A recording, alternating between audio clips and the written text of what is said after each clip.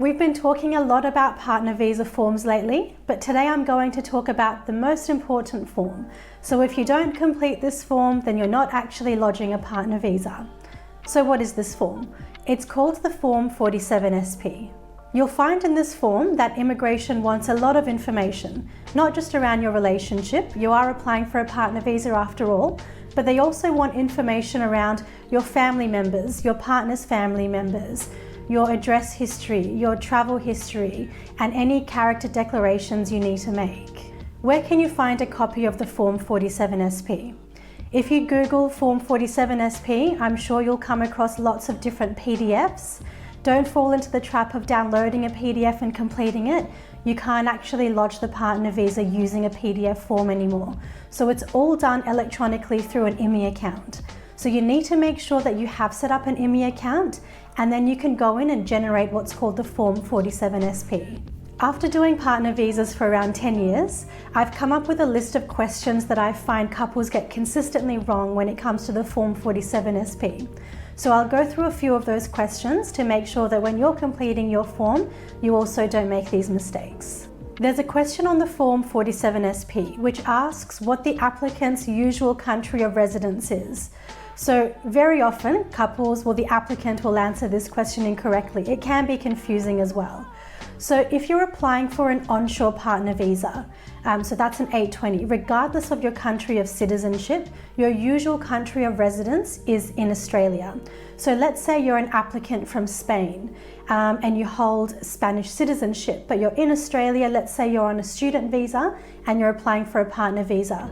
When you're answering that question that asks what your usual country of residence is, it's not going to be Spain, it's going to be where you're physically residing at the time of application. So that's going to be Australia.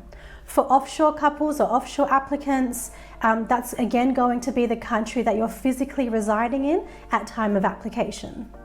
The other question that applicants answer wrong a lot of the time is around family details.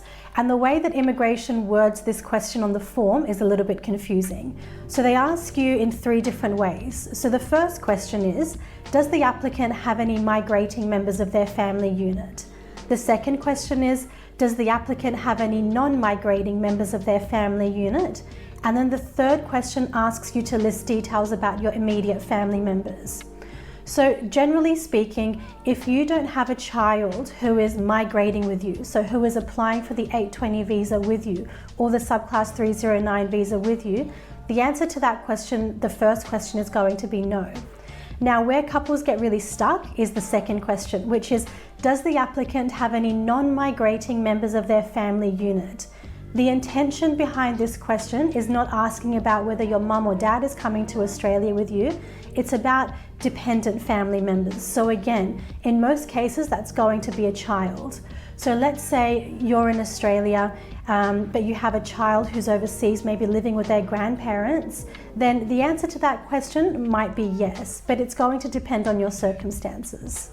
The third question that applicants get consistently wrong, and I haven't really found a reason as to why this one is answered wrong so often, but I think it must be the way that immigration words this question. So towards the end of the Form 47SP, there is a question that asks whether the applicant has lived in any country for more than 12 months or more over the last 10 years. So 9 out of 10 times, I would say that an applicant ticks no to that question. But the answer should always be yes. So it's very likely that throughout your life, you would have lived in one country or maybe more for more than 12 months. So make sure that you're reading questions properly. If you don't understand questions, it's really important to get immigration advice. What if you don't know the answer to a question that's listed on the Form 47SP? It's really important to provide information to the best of your knowledge and try to leave no gaps. So if you don't know the answer to something, let's say you're filling out your immediate family details and you don't know the details of your mum or dad, maybe you're estranged from them, maybe you never met one of them.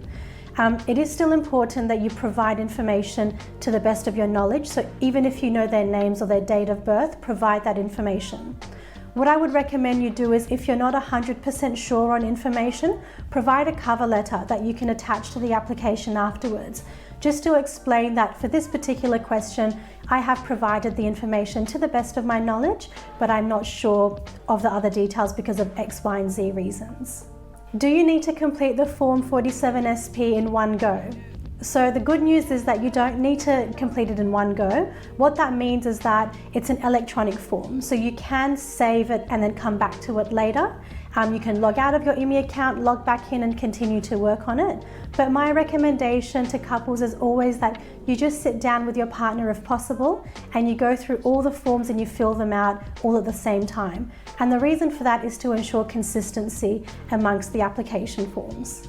Another question that couples often ask me is, what do I write under the 4 pillars of relationship in the Form 47SP?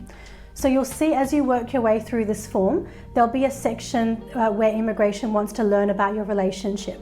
So they ask you about the development of your relationship, the financial aspects, the nature of your household, the social aspects, and your commitment to each other. So there's no right or wrong way of going about this, but I think the easiest way to do it is in these boxes, just write, please refer to our relationship statements.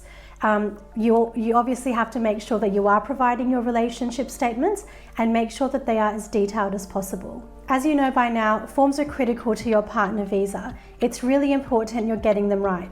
I know it can feel overwhelming sometimes, knowing that you're filling out the correct forms, that you're giving all the correct evidence.